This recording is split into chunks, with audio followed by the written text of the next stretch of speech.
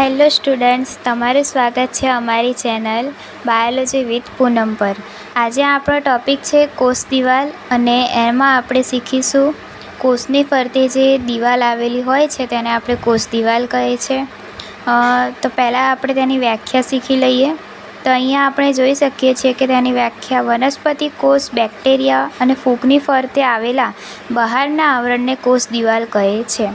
એટલે કે જે વનસ્પતિ કોષ હોય, બેક્ટેરિયા હોય, ફૂગ હોય, તેમની ફરતે જે બહારનું જે પતલું લેયર, બહારનું જે પતલું આવરણ છે તેને કોષ દિવાલ કહે છે.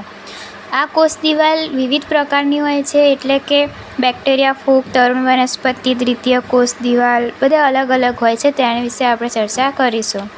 તો બેક્ટેરિયાની કોષ દિવાલ એ પેપ્ટિડોગ્લાયકેનની બનેલી હોય છે.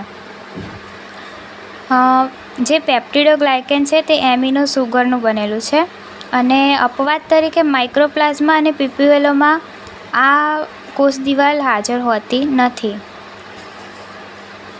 ત્યારબાદ આપણો ટૉપિક છે ફૂગ. તો ફૂગની જે કોષ દિવાલ છે તે કાયટિનની બનેલી છે અને કાયટિન એ ફંગસ સેલ્યુલોઝ તથા એક કાયટિન મિશ્રિત સેલ્યુલોઝની બનેલી હોય છે. આ નીટમાં આવા બધા પ્રશ્નો બહુ પૂછાય છે. તરુણ વનસ્પતિ. તો તરુણ વનસ્પતિમાં બહારની જે કોષ દિવાલ છે તે પ્રાથમિક કોષ દિવાલ, એટલે કે તરુણ વનસ્પતિમાં સૌપ્રથમ પ્રાથમિક કોષ દિવાલ બને છે. જ્યારે વનસ્પતિનો છોડ, ક્ષુપ બધા નાના હોય ત્યારે તેમાં જે કોષ દિવાલ નિર્માણ પામે તેને પ્રાથમિક કોષ દિવાલ કહેવાય, જે સેલ્યુલોઝની બનેલી હોય છે. તે જીવંત હોય છે અને વૃદ્ધિ પામે છે. ત્યારબાદ આપણે વનસ્પતિઓની વાત કરીએ. આ આપણે જે વાત કરી તરુણ વનસ્પતિ, નાની વનસ્પતિની હતી. ત્યારબાદ મોટી વનસ્પતિ, તો તેમાં સેલ્યુલોઝ, પેક્ટિન, પ્રોટીન અને હેમી સેલ્યુલોઝની કોષ દિવાલ બનેલી હોય છે. તો તમને પૂછવામાં આવે કે વનસ્પતિની કોષ દિવાલ શેનાથી બનેલી છે? તો સેલ્યુલોઝ, પેક્ટિન, પ્રોટીન અને હેમી સેલ્યુલોઝની બનેલી છે. ત્યારબાદ દ્વિતીય કોષ દિવાલ હોય છે. વનસ્પતિઓમાં દ્વિતીય કોષ દિવાલ બી હોય છે. એટલે કે તરુણ વનસ્પતિમાં જે વૃદ્ધિ પામતી પ્રાથમિક કોષ દિવાલ છે તેની નીચેની તરફ નવી કોષ દિવાલનું નિર્માણ થાય છે. તેને દ્વિતીય કોષ દિવાલ કહે છે. જે નાની તરુણ વનસ્પતિ હતી તેની જગ્યાએ હવે તેને નીચેની તરફ નવી કોષ દિવાલ નિર્માણ પામે, એટલે કે તેને દ્વિતીય કોષ દિવાલ કહેવામાં આવે છે. દ્વિતીય કોષ દિવાલ બનતા પ્રાથમિક કોષ દિવાલનો ક્ષય થાય છે. એટલે કે જ્યારે આ દ્વિતીય કોષ દિવાલ બને છે ત્યારે પ્રાથમિક કોષ દિવાલનો ક્ષય થાય છે, તે રહેતી નથી. તે ટૂંકી, જાડી અને મૃત હોય છે. એટલે કે તે ટૂંકી હોય છે, પછી તે જાડી હોય છે અને મૃત હોય છે. સેલ્યુલોઝ, પેક્ટિન અને હેમી સેલ્યુલોઝની બનેલી હોય છે. જે હવે તમને પૂછે કે પ્રાથમિક કોષ દિવાલ શેની બનેલી છે, તો કે ભાઈ સેલ્યુલોઝની બનેલી છે. અને જ્યારે એવું પૂછે કે દ્વિતીય કોષ દિવાલ શેની બનેલી છે, તો કે સેલ્યુલોઝ, પેક્ટિન અને હેમી સેલ્યુલોઝની બનેલી છે.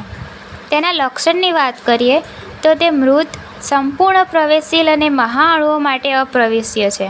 એટલે કે તે મૃત છે, તે સંપૂર્ણ પ્રવેશશીલ છે, પરંતુ એટલે કે તેમાં બધા જ પ્રકારના અણુઓ જશે કે પરંતુ જે મહાઅણુઓ હોય છે તે હવે અપ્રવેશ્ય છે. કારણ કે આગળ જ આપણે વાત કરી કે દ્વિતીય કોષ દિવાલ જાડી છે, એટલે કે તે મહાઅણુઓને પ્રવેશવા દેતી નથી.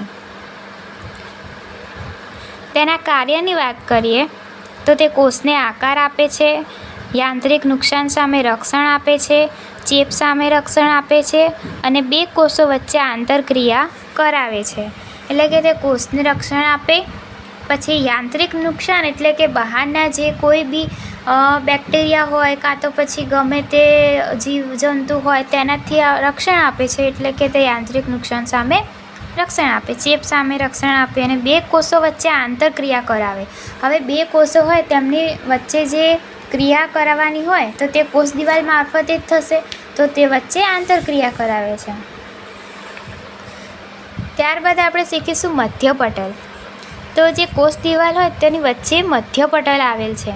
તો બે કોષોને જોડવાનું કાર્ય કરે છે. તે શું કરે છે? તો કે બે કોષોને જોડવાનું કાર્ય કરે છે.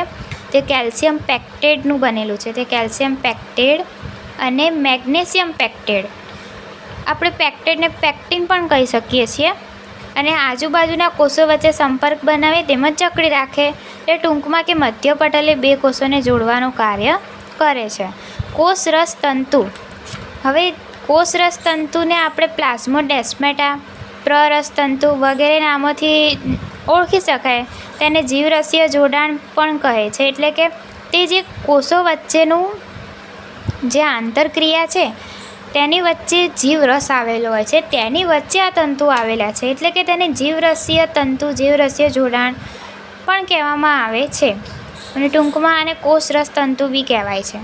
આજુબાજુના કોષોના કોષરસને સંપર્કમાં રાખે છે. તે શું કરે છે તો કે આજુબાજુના જે કોષો હોય એના જે કોષરસો હોય એને સંપર્કમાં રાખે એવા તંતુ આવેલા છે. હવે આપણે વાત કરીએ લીલ.